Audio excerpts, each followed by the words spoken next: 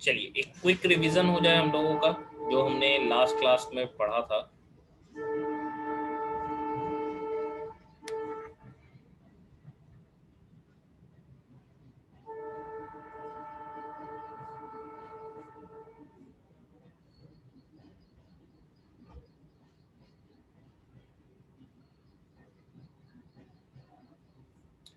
देखिए last class में हम कह सकते हैं कि हमने एस फेज के बारे में पढ़ा था, जो कि डीएनए सिंथेसिस फेज हो गया। डीएनए सिंथेसिस फेज में क्या क्या चीजें हमको नजर आई? भाई डीएनए सिंथेसिस फेज में रेप्लिकेशन हुआ किस चीज का? क्रोमोजोम का या हम कह सकते हैं डीएनए रेप्लिकेशन हुआ, लेकिन क्रोमोजोम का नंबर उतना ही रहता है, खाली क्रोमोजोम में डीएनए का अमाउंट डबल हो जाता है। फिर हमने जी2 फेज को पढ़ा, जहाँ पे ट्यूब्यूलिन का सिंथेसिस होता है।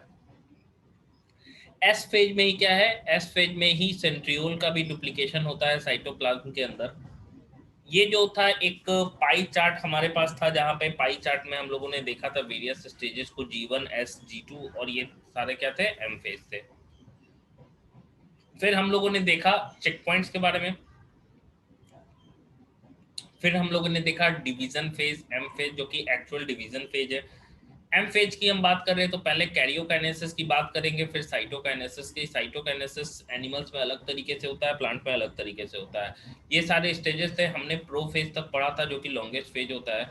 इस फेज में क्या क्या क्या चीजें हमने पढ़ा कि क्रोमेटीन है भाई, कंडेंस होता है, क्रोमोसोम बनाता है, मेटाबॉलिज्म डिक्रीज होता है, साइटोप्लाज्म डिस्कस हो जाता है। बिफोर या अर्ली प्रोफेज में ये सारी स्ट्रक्चर नजर आ रहे हैं, लेट प्रोफेज में ये सारी चीजें क्या हो जाती है, टूट जाती हैं। मतलब न्यूक्लियर मेम्ब्रेन टूट जाता है, ईआर डिसअपीयर हो जाएगा, गोल्जी ब्रेडी हट जाएगा, सेंट्रियोल जो डुप्लीकेट कर गया था अपोजिट पोल में मूव करके चला जाएगा।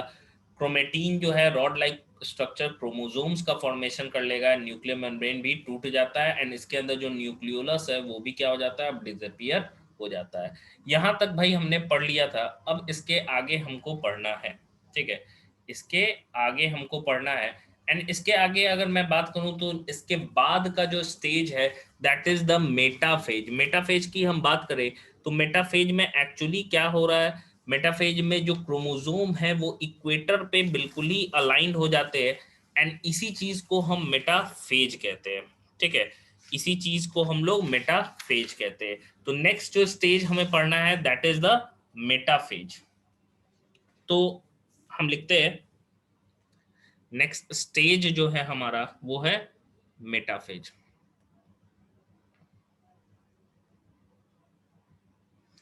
अब prophase,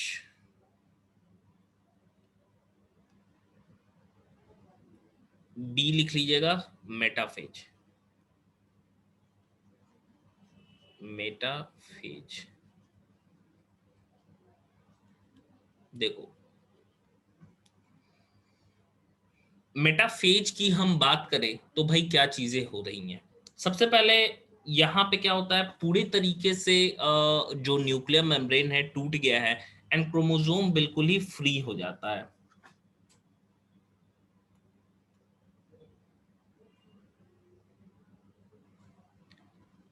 complete disintegration, complete disintegration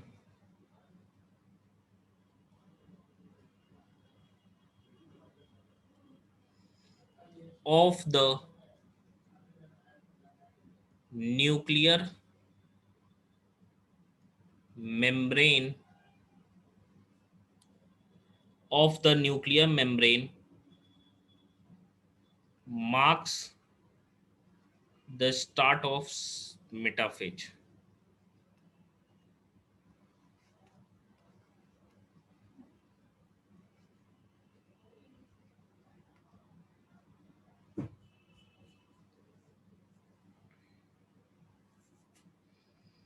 metaphase में पहुंचने के बाद जो क्रोमोसोम का या हम कह सकते हैं क्रोमेटीन का जो कंडेंसेशन हो रहा था, वो कंडेंसेशन क्या होता है, पूरे तरीके से वो हम कह सकते हैं पूरा हो जाता है।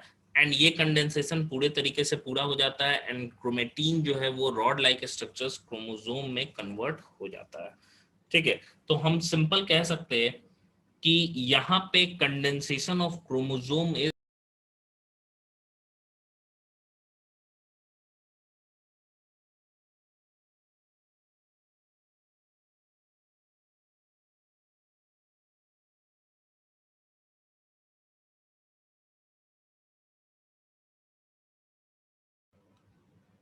एक मिनट, नेटवर्क कट गया था।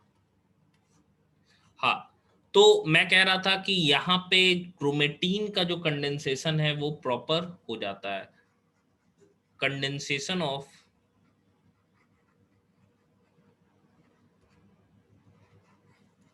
Chromosomes completed. Condensation of chromosomes completed.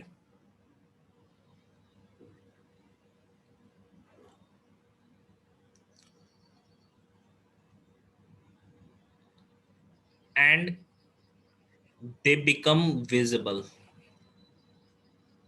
They become clearly visible, हम लिख सकते हैं। दिखता तो पहले ही है, लेकिन अब क्लियरली साफ साफ दिख रहा है। Clearly visible.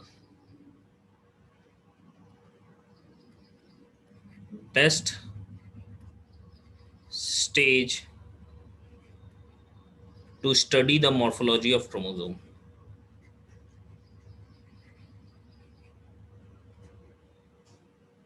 To study the morphology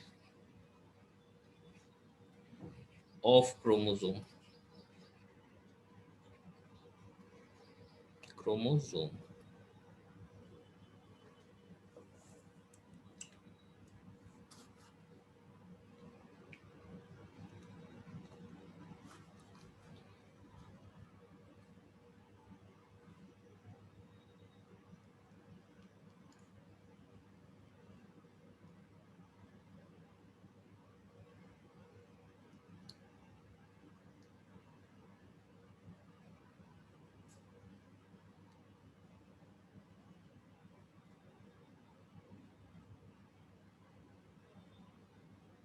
अब देखो, साइटोप्लाज्म में जो स्पिंडल फाइबर्स बना है ना, वो इस क्रोमोसोम के हम कह सकते हैं दोनों साइड जो disc shape proteinaceous disc shape structure था। याद करिए हमने जो स्ट्रक्चर ऑफ क्रोमोसोम को देखा था, तो वहां पे देखा था दो डिस्क शेप स्ट्रक्चर्स प्रेजेंट होते हैं जिनको हम काइनेटोकोर्स कहते हैं। इसी काइनेटोकोर पे स्पिंडल फाइबर आके अटैच होता है। ठीक है, तो काइनेटोकोर्स एक्चुअली क्या कर रहे हैं, स्पिंडल फाइबर्स को अटैच करने का जगह प्रोवाइड कर रहे हैं। तो हम कह सकते हैं कि spindle fibres spindle fibres get attached get attached with chromosomes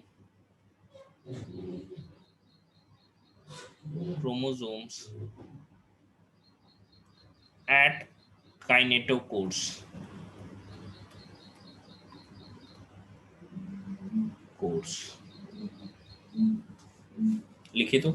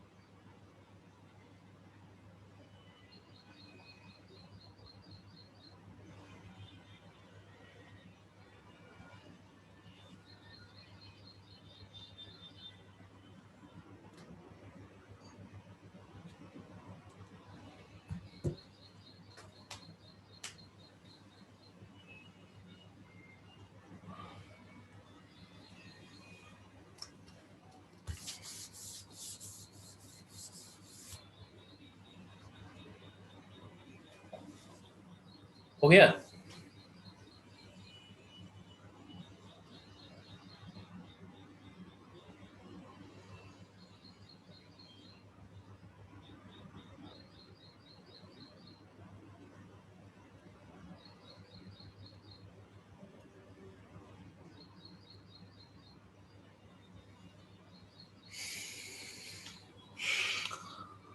हाँ शुभम बोलिए।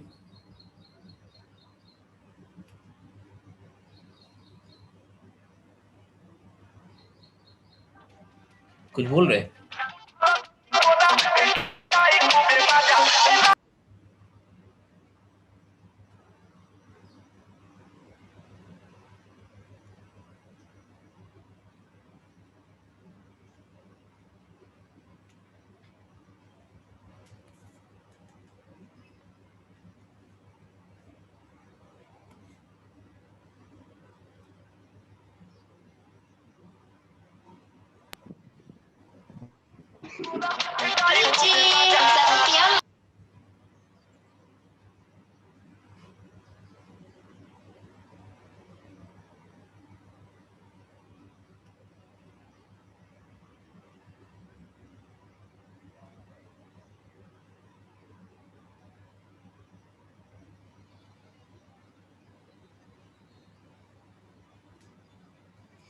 एक मिनट रुकिएगा।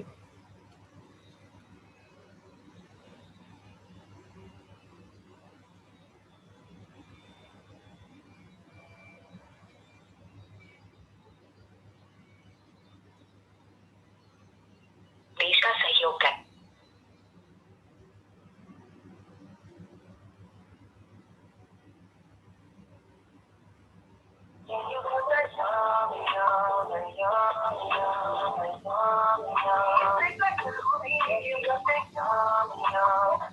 हेलो, बोल रहे ये 11th में शुभम एडमिटेड है। हेलो। हाँ हेलो, आवाज आ रहा? हाँ बोल रहे कि कहाँ ऑफिस में है? हाँ।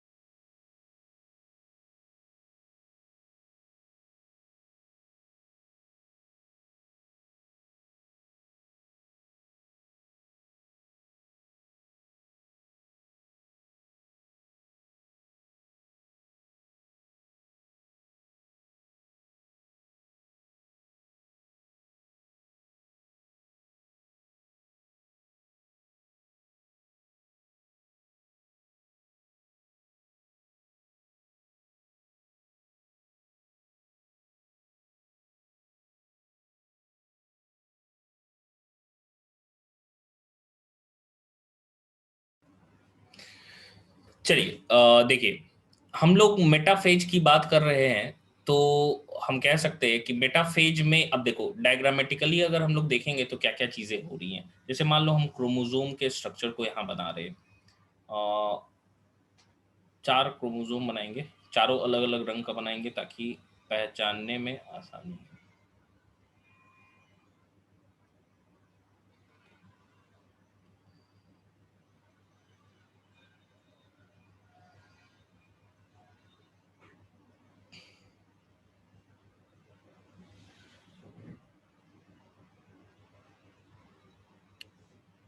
देखो चारों, अब दोनों क्रोमेटिड जो है वो हमको अलग अलग नजर आएंगे। ठीक है, दोनों क्रोमेटिड जो है हमको अलग अलग नजर आएंगे।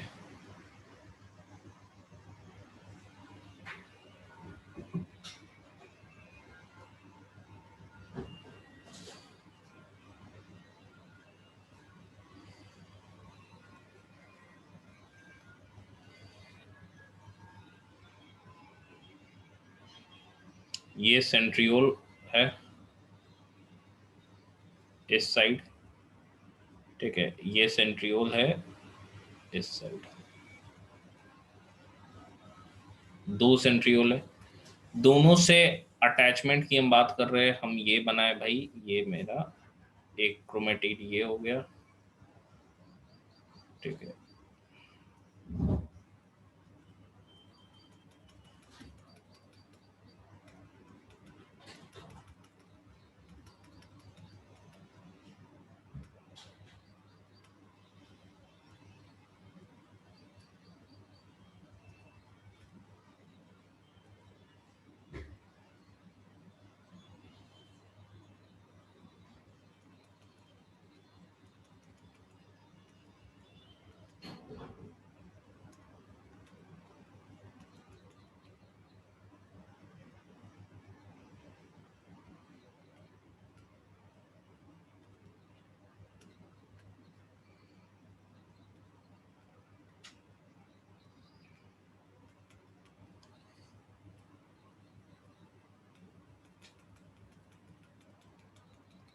देखो हम कह रहे हैं ये जो क्रोमेटिड है ये ऐसे प्रेजेंट है, एंड इस पे अटैच है स्पिंडल फाइबर्स। एंड अटैच कहाँ रहेगा? अगर मैं अटैचमेंट की बात करूँ तो यहाँ पे कुछ proteinaceous disc shape structure present होते हैं जिनको हम काइनेटोकोर्स बोलते हैं भाई। इन डिस्क शेप स्ट्रक्चर्स पे ही क्या होते हैं? अटैचमेंट होता है। ये जो डिस्क शेप स्ट्रक्चर नजर आ रहा है सेंट्रोमेयर पे, इन्हीं को हम लोग काइनेटोकोर्स कहते हैं। काइनेटोकोर्स अटैच होते हैं। अगर हम यहाँ पे स्पिंडल फाइबर्स की बात करें तो ये यहाँ पे अटैच है इससे, फिर ये इससे अटैच है, ठीक है, फिर ये इससे ऐसे अटैच है,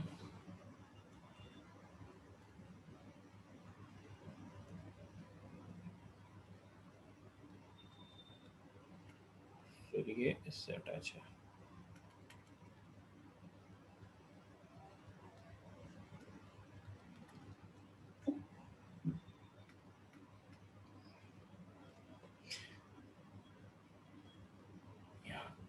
फिर ये इससे अटैच है, फिर ये इससे अटैच है।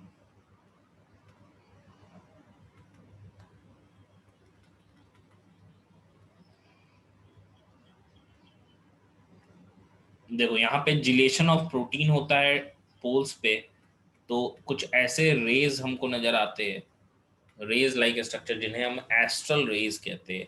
यही है मेटाफेज। अब देखो मेटाफेज में ये वाले फाइबर्स कौन से हो गए? ये है स्पिंडल फाइबर्स, ठीक है। अब ये क्या है? डिसकंटिन्यूअस नहीं है क्या? देखो एक तरफ तो वो सेंट्रियोल से अटैच है, लेकिन दूसरी ओर वो सेंट्रियोल से नहीं अटैच है, ठीक है। दूसरी ओर सेंट्रियोल से नहीं अटैच है, तो ये वाले जो स्पिंडल फाइबर्स है इनको डिसकंटिन्यूअस स्पिंडल फाइबर कहते हैं। Discontinuous spindle fibre.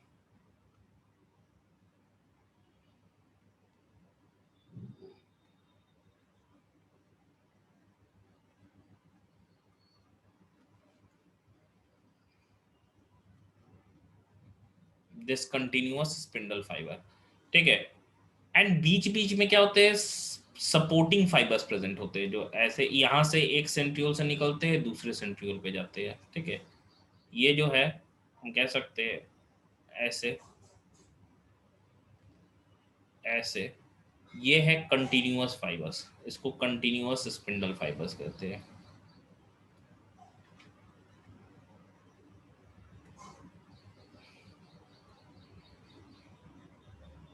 जो कि सपोर्टिंग फाइबर है, ठीक है। ये जो डिसकंटिन्यूअस स्पिंडल फाइबर है इसको क्रोमोसोमल फाइबर्स भी कहते हैं हम लोग, क्रोमोसोमल फाइबर्स। और इनको हम लोग सपोर्टिंग फाइबर्स कहते हैं। सपोर्ट कर रहे हैं कि भाई क्रोमोसोम जो है उनको अपने जगह से उतना हिलने नहीं दे रहे, बीच बीच में प्रेजेंट होंगे, सपोर्टिंग फाइबर्स। एंड ये जो है हमारा पूरा सेल हो गया,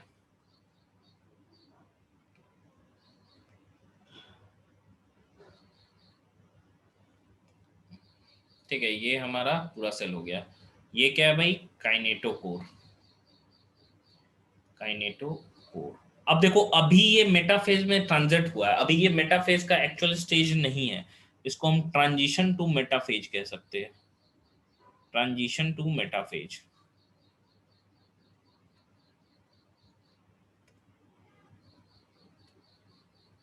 इसके बाद से क्या होगा? आप देखो ये जो दोनों क्रोमोसोमल फाइबर्स है ये खींचना स्टार्ट होंगे, ठीक है।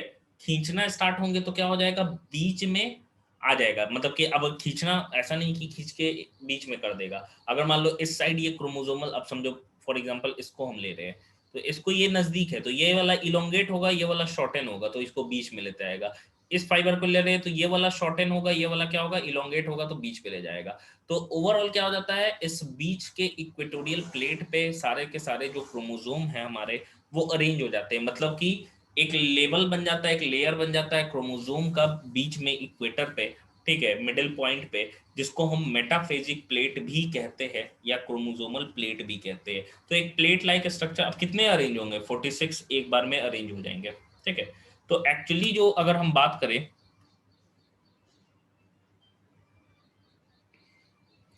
तो इसके बाद का स्टेज क्या होगा देखते हैं। ठीक है, यहां तक लिखिए, तो बनाइए तो उसको।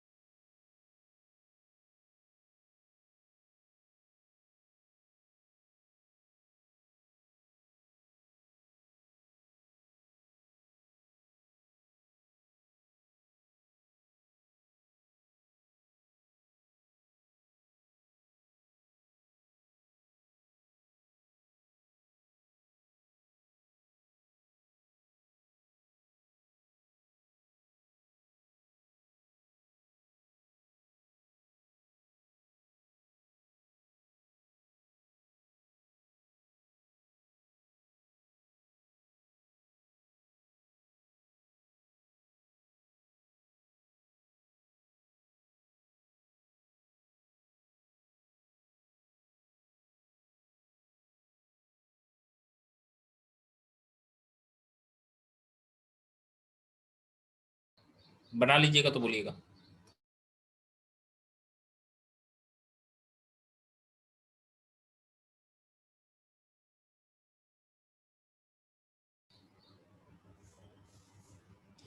अगर देखो, अगर हम स्पिंडल फाइबर्स की बात कर रहे हैं, हम स्पिंडल फाइबर्स की बात कर रहे हैं, तो इसका कंपोजिशन मेनली ट्यूब्यूलिन प्रोटीन का ही बना होता है, जिसमें 97% पार्ट जो होता है वो ट्यूब्यूलिन प्रोटीन का बना होता है, ट्यूब्यूलिन प्रोटीन का। एंड 3% जो पार्ट है वो आरएनए का बना होता है। 3% जो पार्ट है it is made up of RNA. ये है स्पिंडल फाइबर्स का कंपोजिशन।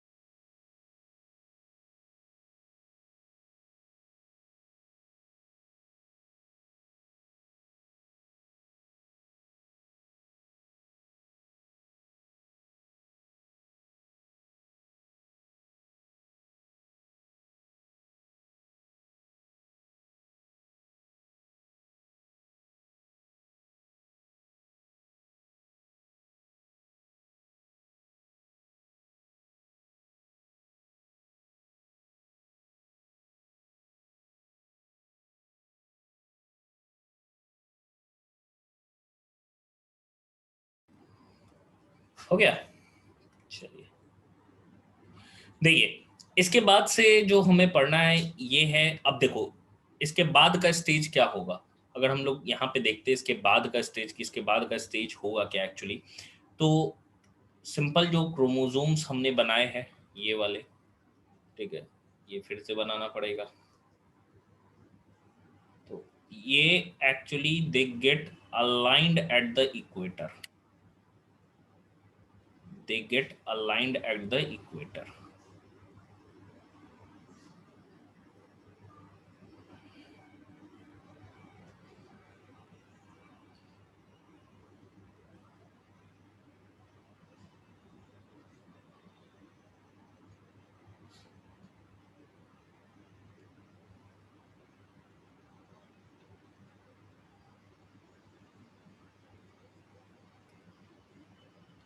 हाँ प्रिंस बोलिए।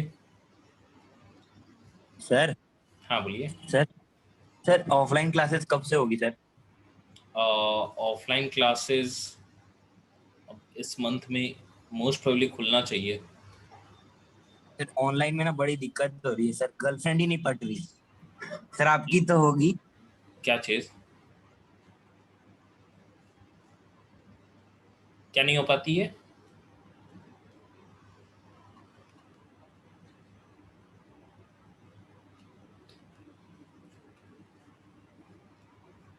सर हाँ बोलिए, क्या नहीं हो पाती है?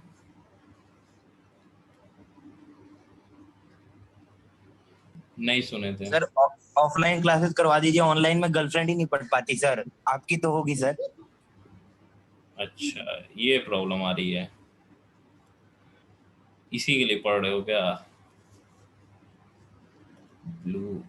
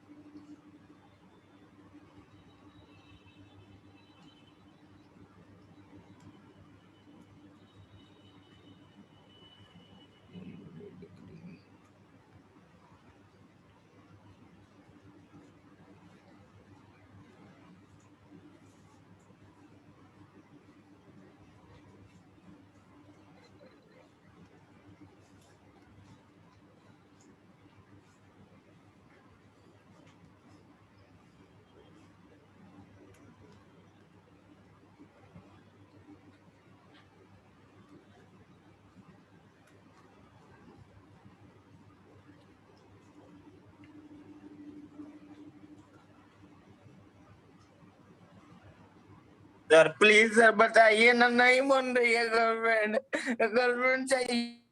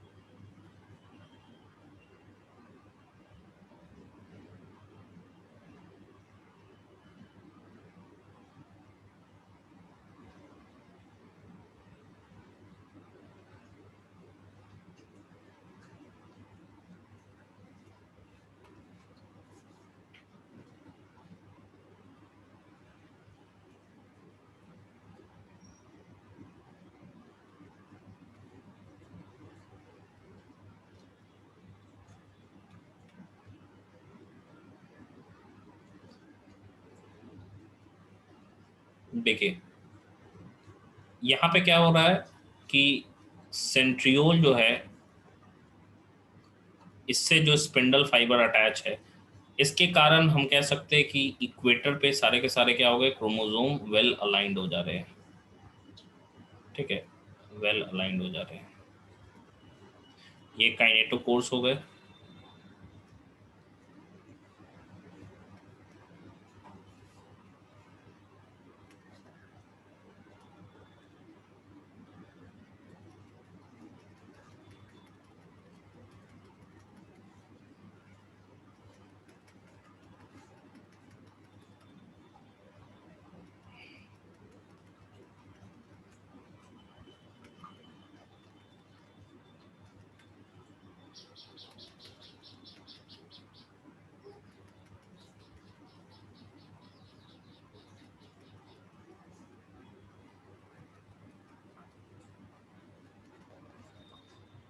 देखिए, ये हम कह रहे हैं कि बीच में इक्वेटर पे अलाइन हो गए एंड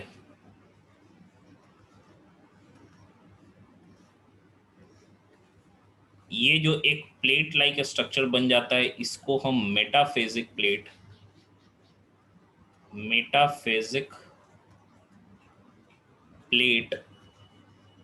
या फिर इसको हम लोग इक्वेटोरियल प्लेट कहते हैं।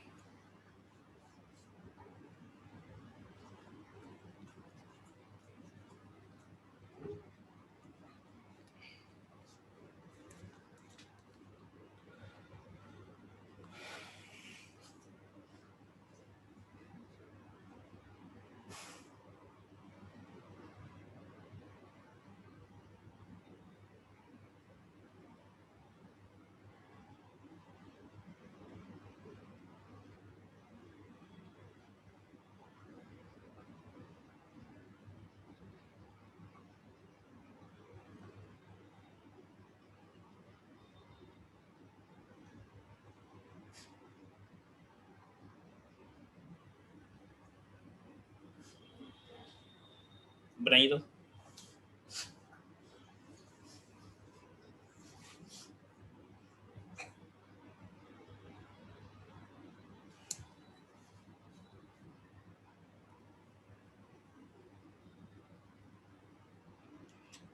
नहीं श्रेयांश, अगर ये प्लेट नहीं बनेगा तो एक्चुअली डिवीजन नहीं होगा। देखो एक्चुअली होता क्या है, ये प्लेट पे बन गया, धीरे धीरे ये क्या होगा, शॉर्टन होता चला जाएगा। जब शॉर्टन होगा तो खिंचाव होगा, अब ये इधर खींचेगा, ये इधर खींचेगा, तो बीच में से सेंट्रोमेयर टूट जाता है। सेंट्रोमेयर का टूटना ही एनाफेज का स्टार्टिंग है। एनाफेज वहीं से क्या होता है, स्टार्ट हो जाता है। तो हम कह सकते हैं कि सेंट्रोमेयर जैसे ही टूटता है तो एनाफेज क्या हो जाता है, स्टार्ट हो जाता है।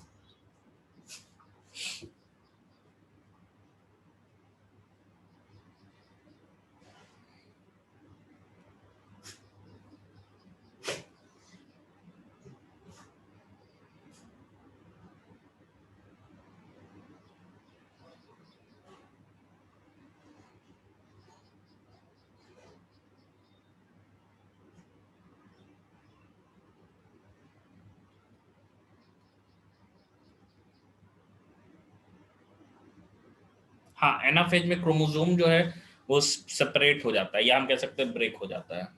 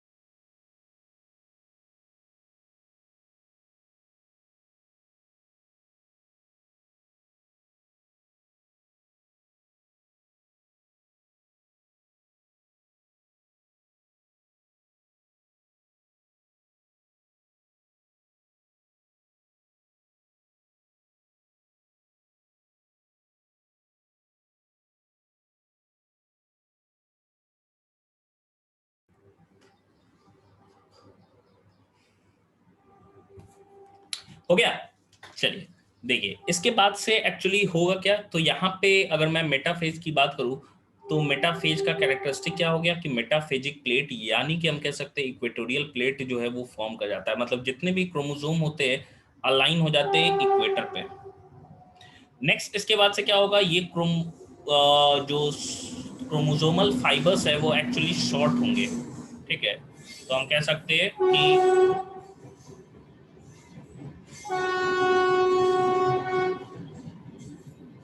Chromosomal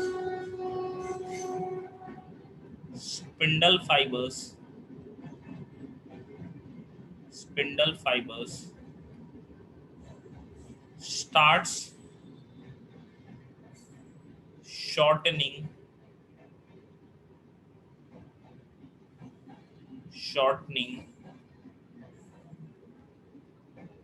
which results in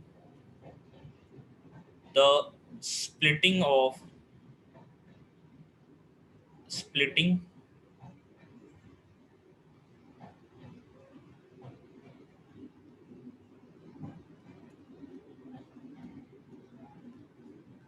in the splitting of centromere of centromere, which marks the beginning of anaphase, which marks the beginning of anaphase. Anaphase का स्टार्टिंग ही हम कब बोलते हैं, जैसे मेटाफेज का स्टार्टिंग हम कब बोलेंगे, मेटाफेज का स्टार्टिंग हम बोलेंगे जैसे ही क्रोमोसोम पूरी तरीके से कंडेंस हो जाएगा तो हम कह देंगे कि मेटाफेज आ गया, ठीक है। उसी तरीके से हम कह सकते हैं कि क्रोमोसोमल कंडेंसेशन तो पूरी तरीके से सॉरी जैसे ही न्यूक्लियर मेम्ब्रेन पूरी तरीके से टूट गया तो हम कह देंगे मेटाफेज आ गया। उसी तरीके से जैसे ही स्प्लिट हो जाता है सेंट्रोमेयर हम कह देते हैं एनाफेज स्टार्ट हो गया। तो एनाफेज स्टार्ट हो जाएगा तो अब क्या होगा, वो क्रोमोसोमल फाइबर क्या होगा, छोटा होना स्टार्ट होंगे।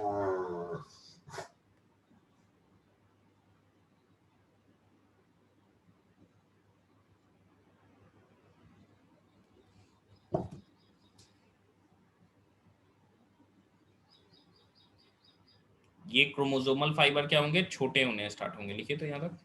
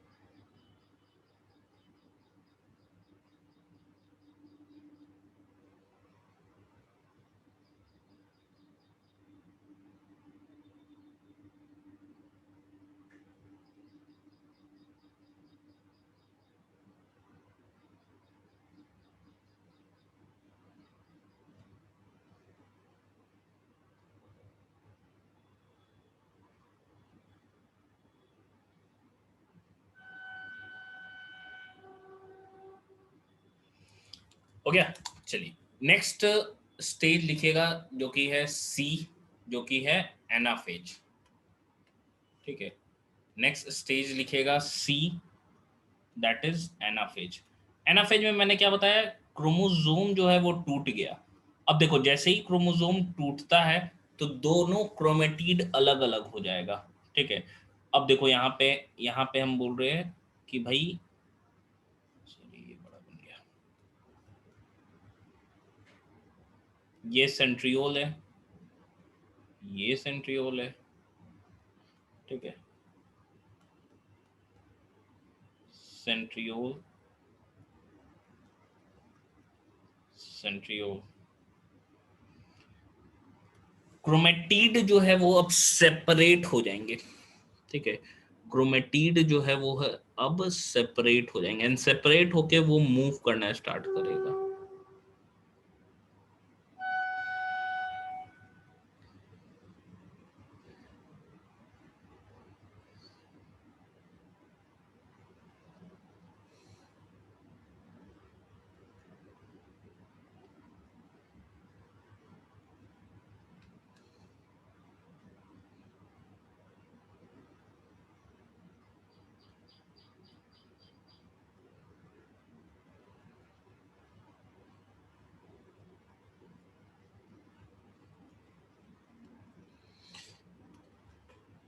देखो ये वाले जो फाइबर्स हमको नजर आ रहे हैं, ये क्रोमोसोमल फाइबर्स है।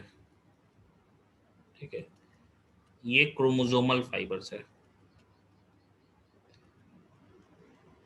ये छोटा होना स्टार्ट होगा।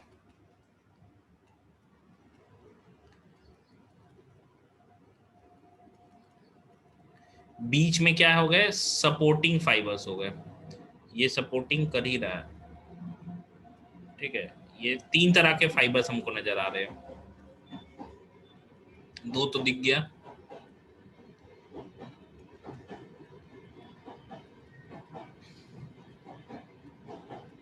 ठीक है, ये क्या हो गया, काइनेटोकोर हो गया, जिससे वो स्पिंडल फाइबर अटैच है।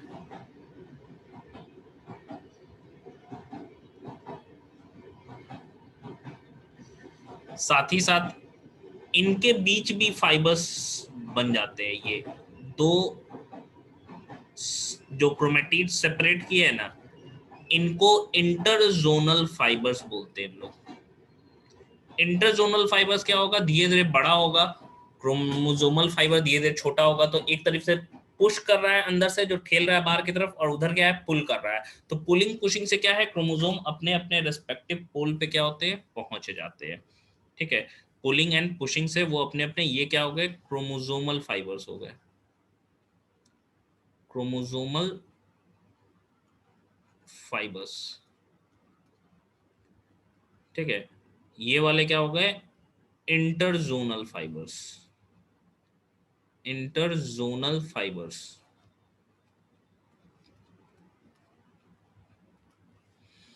ये व्हाइट वाला क्या हो गया, supporting fibres, supporting fibres, fibres. ठीक है, ये हमारा क्या हो गया, सेंट्रियोल हो गया।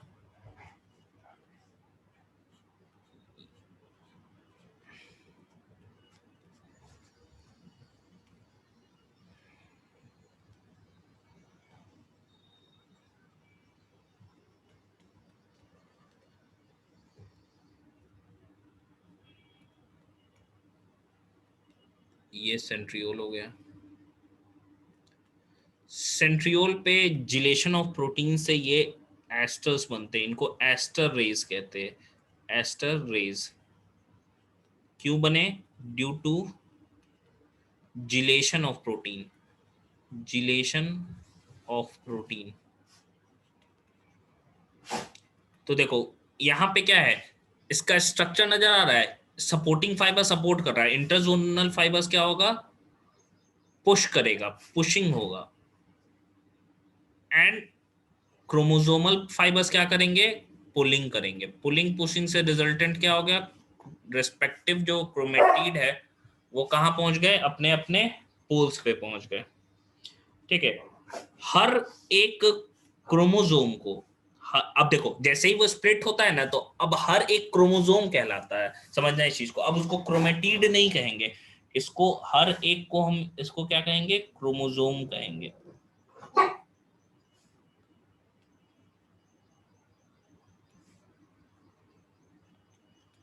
हर एक क्रोमोसोम को यहां से यहां जाने में 30 एटीपी एनर्जी लगता है, ठीक है।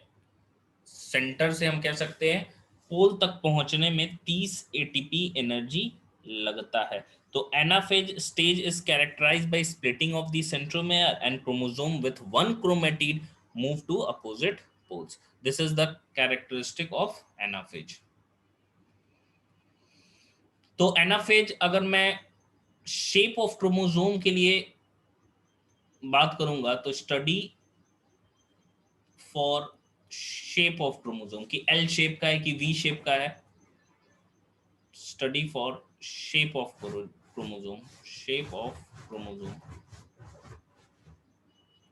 क्रोमोसोम, ठीक है। फिगर बनाइए तो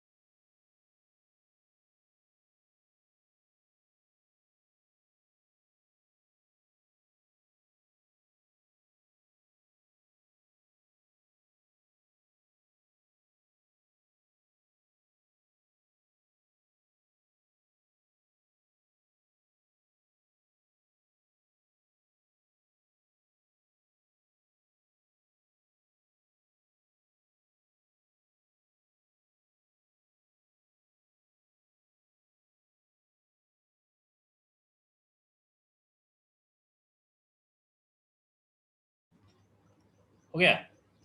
तो देखिए एनाफेज की हम बात करें कि एनाफेज में क्या क्या चीजें हैं एक्चुअली, तो थोड़ा लिख लेते हैं एक दो point.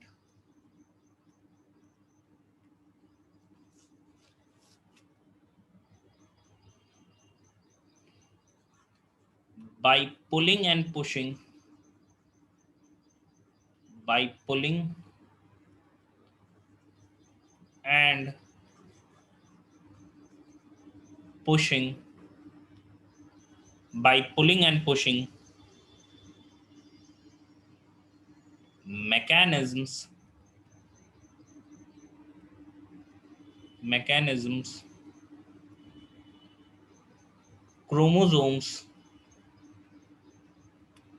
chromosomes rapidly move move towards the opposite poles.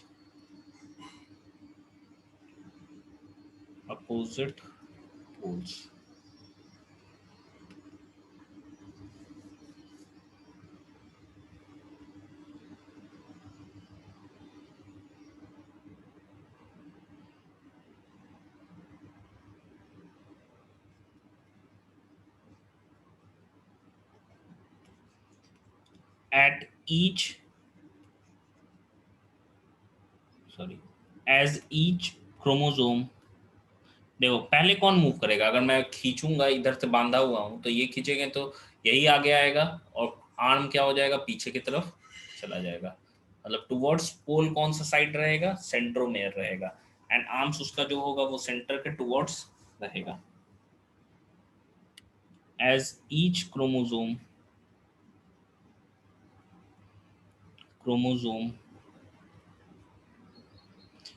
moves away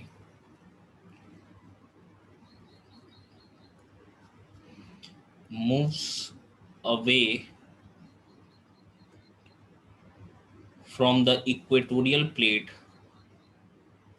from the equatorial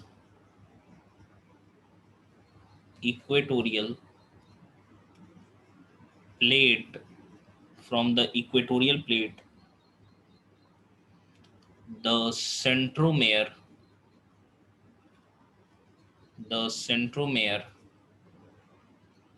of each chromosome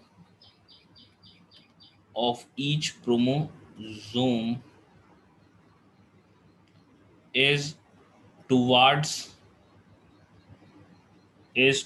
the pole, and hence at the leading edge, ADG, leading edge, with the arms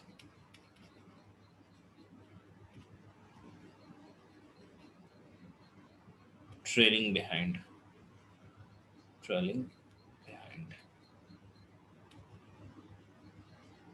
यही है हमारा anaphase.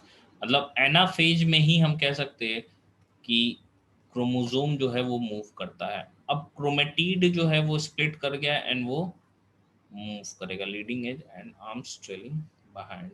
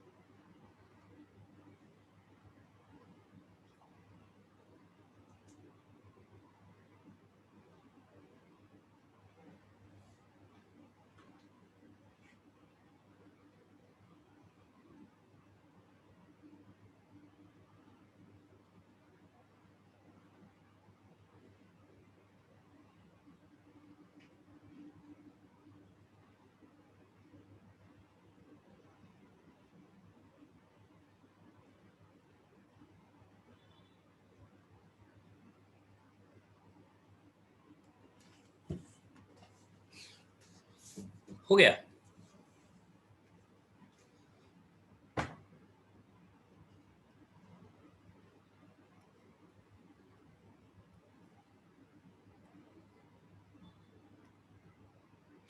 Last stage आज हम लोग पढ़ रहे हैं, आज का हमारा लास्ट टॉपिक ही रहेगा, दैट इज टीलोफेज।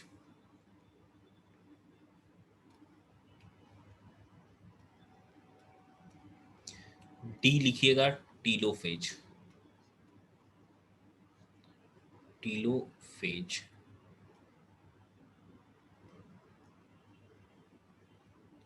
देखिए, टीलोफेज की हम बात करें तो इसको रिवर्स प्रोफेज भी कहते हैं, रिवर्स प्रोफेज।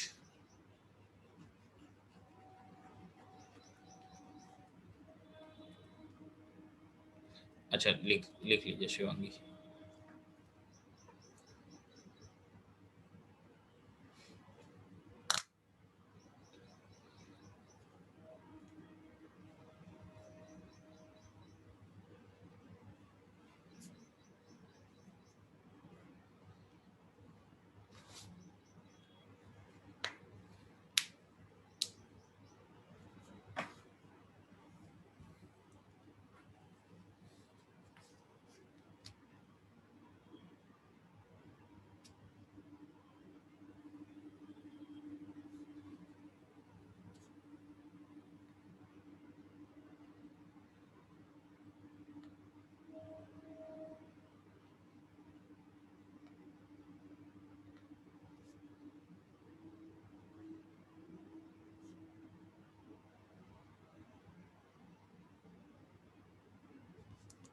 हो गया।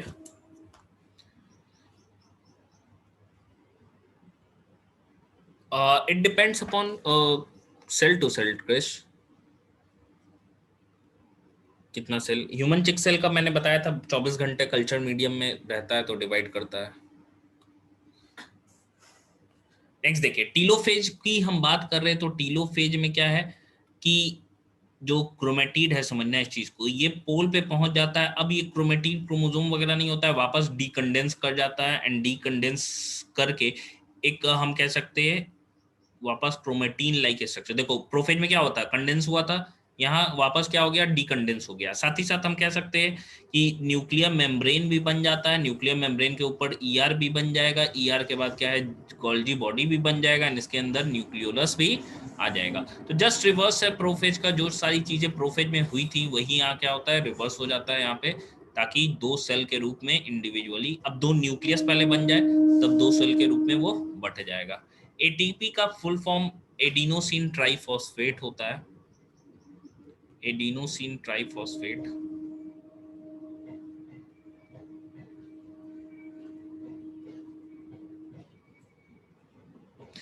It is a compound. हम लोग इसके बाद जो चैप्टर पढ़ेंगे दैट इज बायोमोलिक्यूल, उसमें ये सारी चीजों के बारे में हमें पढ़ना है। चिक सेल श्रेयांश इसलिए लेते हैं ना क्योंकि वो बहुत जल्दी रिपेयर करते हैं, मतलब डिवीजन बहुत ज्यादा है, इसीलिए देखो हमको जब माइटोसिस स्टडी करना होता है ना, तो अगर प्लांट की बात करें तो अनियन रूट टिप सेल लेते हैं। आपने एक्सपेरिमेंट भी किया होगा अनियन रूट टिप सेल का 9th क्लास में,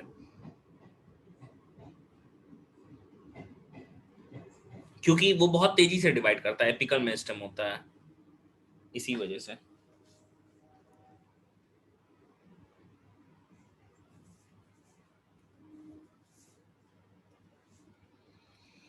तो हम कह सकते हैं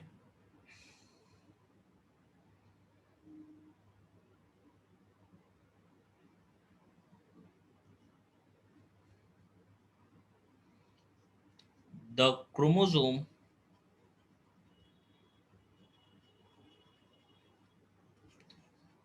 that have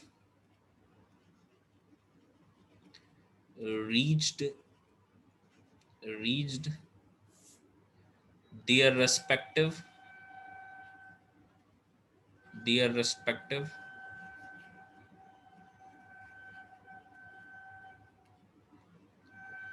poles decondense decondense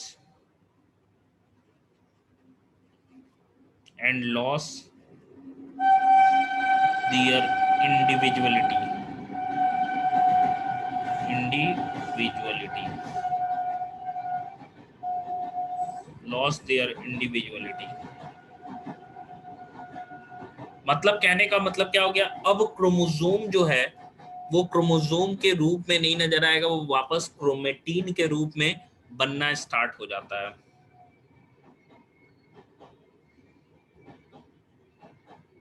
यहीं पे दैट इज करके जोड़ लेते हैं, that is the individual chromosome, individual chromosomes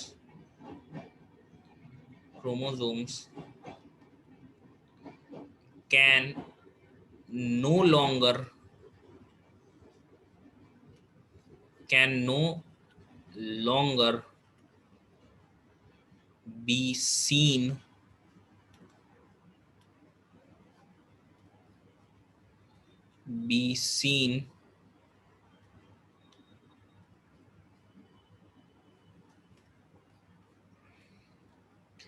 फिर उसके बाद क्या होगा, न्यूक्लियर एनवेलप या न्यूक्लियर मेम्ब्रेन हम कह सकते हैं, nuclear membrane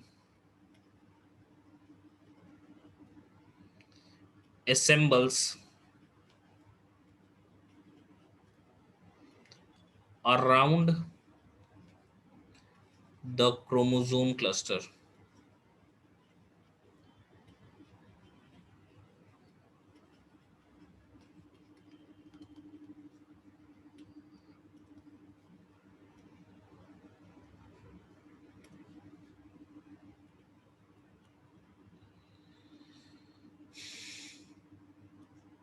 nucleolus, Golgi body and ER reform, फिर से क्या हो जाते हैं, बन जाते हैं, ठीक है, रिफॉर्म करते हैं। तो इसी को हम लोग कह रहे हैं कि भाई इसीलिए तो ये रिवर्स ऑफ प्रोफेज है, क्योंकि यहाँ सब चीजें क्या हो रही है, वो सारी चीजें हो रही है जो प्रोफेज में हुआ था, जस्ट उसका उल्टा होगा।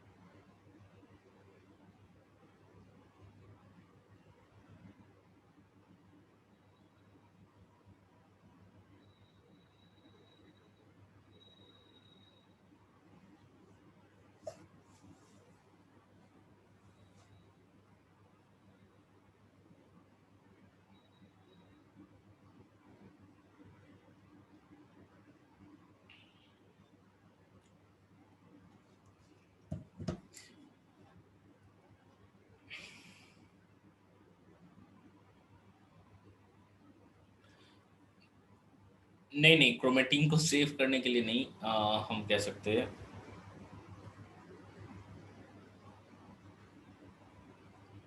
क्रोमोसोम क्लस्टर क्या होता है प्रवीण, को क्रोमोसोम क्लस्टर कहते हैं, जो क्रोमोसोम इकट्ठा हो गए, जो स्पिंडल फाइबर्स उसको खींच खींच के लाके कहाँ रख दिया है, उस सेंट्रियोल के अराउंड, तो एक पोल पे जो इकट्ठा हो गए है, एक क्लस्टर बन गया है, उसी को क्रोमोसोम क्लस्टर कहते हैं, एकजुट या एक ग्रुप को कह सकते हैं।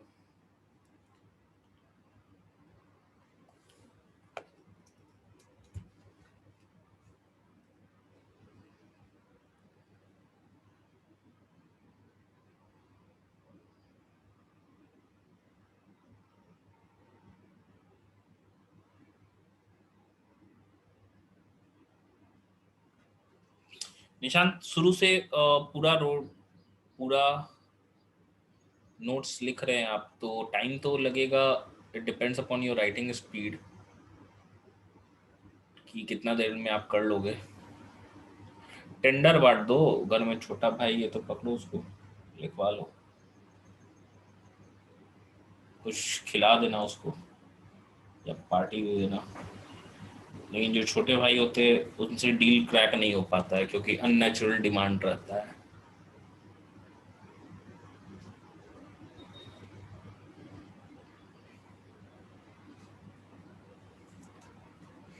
हाँ चांस हो गया है यही।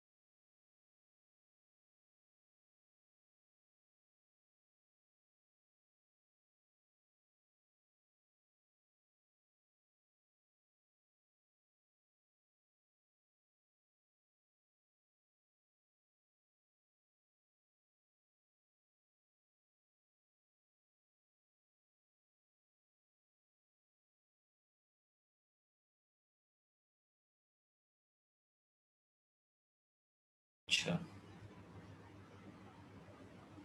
ओ सॉरी, मैं बोले जा रहा था। हाँ, तो मैं कह रहा हूँ कि कम से कम 4 लेक्चर तो लगेंगे इस चैप्टर में, क्योंकि ये माइटोसिस तो हमारा खत्म हो गया, साइटोकाइनेसिस है, मियोसिस बड़ा है। आई होप कि 3 लेक्चर में हो जाए, लेकिन 3 साढ़े 3 लेक्चर लगेगा ही। एंड क्वेश्चन एक चैप्टर हमारा हो गया है, एक चैप्टर का मैं क्वेश्चन, आप मॉड्यूल के सारे क्वेश्चन बना लीजिएगा, एनसीईआरटी अच्छे से पढ़ लीजिएगा, नोट्स पढ़ लीजिएगा। मैं कुछ क्वेश्चन सेंड करूंगा, उस क्वेश्चन को भी बना लीजिएगा। एक दिन संडे को इसका डीएसएस रख लेंगे उस चैप्टर का, सेल का, एंड ये कंप्लीट हो जाएगा तो इसका भी रख लेंगे। क्वेश्चन अच्छे से बनाना है। देखो, बायोलॉजी में बहुत ज्यादा क्वेश्चन बनाने की जरूरत नहीं होती है एक्चुअली, आपको कंटेंट को बार बार रिवाइज करना होता है। ज्यादा क्वेश्चन बनाने का समय, और देखो बायो पढ़ना स्टार्ट करोगे अभी लगेगा कि अभी पढ़ते पढ़ते अभी डॉक्टर बन जाए, लेकिन ऐसा मत करना, बहुत ज्यादा पढ़ने की जरूरत नहीं है। फिजिक्स केमिस्ट्री में मेहनत करना, सिलेक्शन वही दिलवाएगा। बायो सिर्फ स्कोर मेंटेन करवाएगा आपको, 360 में आप 340 भी लेते आइएगा। फिजिक्स में भी आपको कम से कम 180 में, मान के चलो कि 140 प्लस दोनों फिजिक्स केमिस्ट्री मिला के रहना चाहिए, मिला के नहीं, अलग अलग 140 140, मतलब फिजिक्स केमिस्ट्री मिला के 360 नंबर का हो गया, 360 का बायो, तो 360 में 300 प्लस फिजिक्स केमिस्ट्री से लाना होगा आपको मिला के, तो उसके लिए काफी मेहनत लगेगी। तो क्वेश्चन जैसा, आप बायो में क्या है ना, बायो में देखो थियोरेटिकल पोर्शन है, जो क्वेश्चन पढ़े रहोगे टॉपिक वही वैसा ही क्वेश्चन रहेगा एग्जामिनेशन में, लेकिन फिजिक्स और केमिस्ट्री में ऐसा नहीं होता है, न्यूमेरिकल्स पोर्शन होता है, क्वेश्चन इवन ट्रिकी भी रहते हैं, सब्जेक्टिव क्वेश्चन भी बहुत ज्यादा घुमाया रहता है, तो वहां मेहनत करना है। और देखो, आप मान लो 45 क्वेश्चन बना रहे हो तो उसमें आप 20 क्वेश्चन सही बना रहे हो तो उसे मैटर आज के डेट में नहीं करता है, 45 में कम से कम आपका क्वेश्चन रखना चाहिए। और हमेशा क्वेश्चन बनाने बैठो ना तो टाइमर के हिसाब से बैठो, ठीक है, जैसे मान लो फुल लेंथ, हम बोल रहे हैं इंडिविजुअली नहीं, फुल लेंथ जब टेस्ट एक चैप्टर का बनाने क्वेश्चन बैठो, तो फिजिक्स के लिए 1 घंटा रख लेना, केमिस्ट्री के लिए 50 मिनट रख लेना, एंड बायो के लिए 45 मिनट रख लेना विथ ओएमआर। ओएमआर क्या करो ना कि 45 या 90 क्वेश्चन का ना तुम निकाल लो, एक डाउनलोड कर लो पीडीएफ में, उसको प्रिंट करा के रख लो, जितने क्वेश्चन बनाओगे ना साथ ही साथ ओएमआर रंगने का भी प्रैक्टिस कर लेना, जिससे होगा कि ओएमआर गलत नहीं होगा, क्योंकि आई थिंक अभी तक तो ऑफलाइन है, फ्यूचर में भी नीट जो है, क्योंकि एग्जाम का कुछ थोड़ा फॉर्मेट ही उसका दूसरा है, जिसकी वजह से वो मोस्ट प्रोबेबली ऑफलाइन ही रहेगा, ऑनलाइन जल्दी नहीं होगा।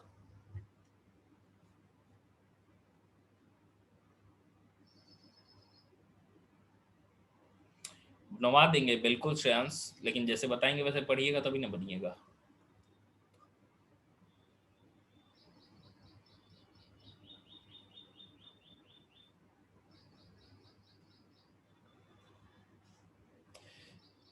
चलिए, तो आज के लिए इतना ही हम लोग रहने देते हैं। नेक्स्ट हम लोग टॉपिक मिलेंगे साइटोकाइनेसिस के साथ नेक्स्ट क्लास में।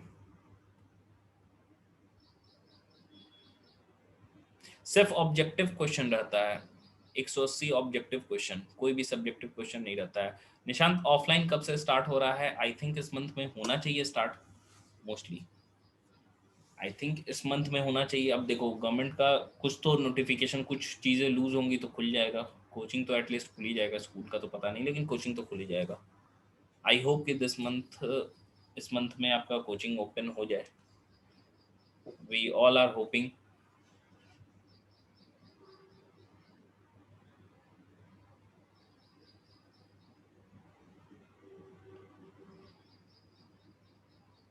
और चल रहा है निशांत कोचिंग?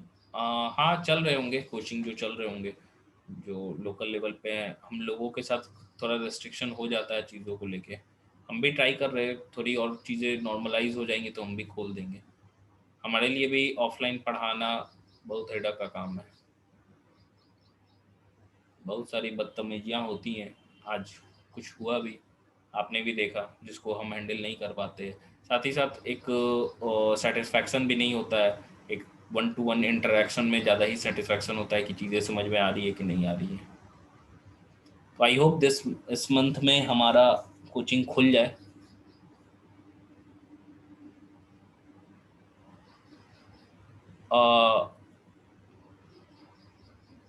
लेकिन देखिए मीडियम कुछ भी हो, आप ये देखो कि आप सिंसियरली करोगे ना तो आपकी चीज़ें कंप्लीट होती जाएंगी। ऐसे मत देखना कि ये चीज़ें, ये चैप्टर आप पढ़ रहे हो तो फिर से ऑफलाइन खुलेगा तो यही चैप्टर पढ़ाया जाएगा। तो आप देखोगे ये चीज़ की, आप कोशिश करो कि आप जितनी चीज़ें अभी ऑनलाइन में हो रही है उन चीज़ों को बाय हार्ट एकदम एकदम 100% इफेक्टिवनेस के साथ आप कंप्लीट करो अपने सिलेबस को। देखो मान लो हम लोगों का एक चैप्टर कंप्लीट हो गया, दूसरा भी चैप्टर कंप्लीट हो जाएगा, इसके बाद से थर्ड चैप्टर, एक यूनिट कंप्लीट हो जाएगा।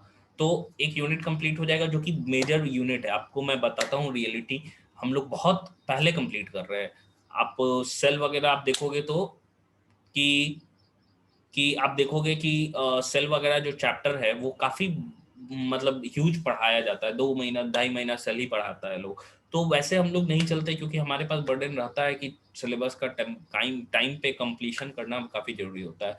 यस निशांत, मुझे मुझे बुरा नहीं लगा, मुझे सोच पे बुरा लगता है जो अभी अभी वो बच्चे ऐसे हैं, आपका फेज ऐसा है कि आप 10th से 11th में आ गए। जो बच्चा को ये चीज नहीं समझ में आ रहा है कि उसको बिहेव कैसे करना है, वो लाइफ में कभी कुछ कर नहीं पाएगा। हर चीज़ का एक टाइम होता है, हर चीज़ का एक टाइम जोन होता है, हम कह सकते हैं, जब वो चीज़ उसी समय पे अच्छा लगता है। और मेरे को कोई डिफेम करके या एम्बेरस करके कोई कुछ नहीं करेगा, हमको क्या फर्क पड़ता है, वो जो भी करे अपने लाइफ में। हाँ क्लास में करेगा तो फिर ये इनटॉलरेबल होगा मेरे लिए।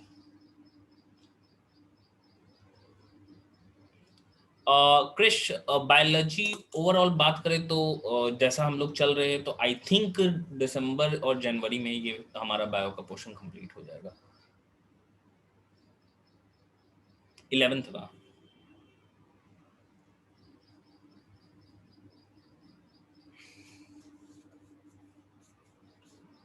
अगर क्लासेस और बढ़ती हैं तो और यस बिल्कुल, उसके बाद रिवीजन, और उसके बाद मैं बता रहा हूँ कि रिवीजन कैसे करना है। तो हम लोग प्रीवियस ईयर क्वेश्चन को कम से कम 3 से 4 बार बना लेंगे, 10 साल के 15 साल के क्वेश्चन को।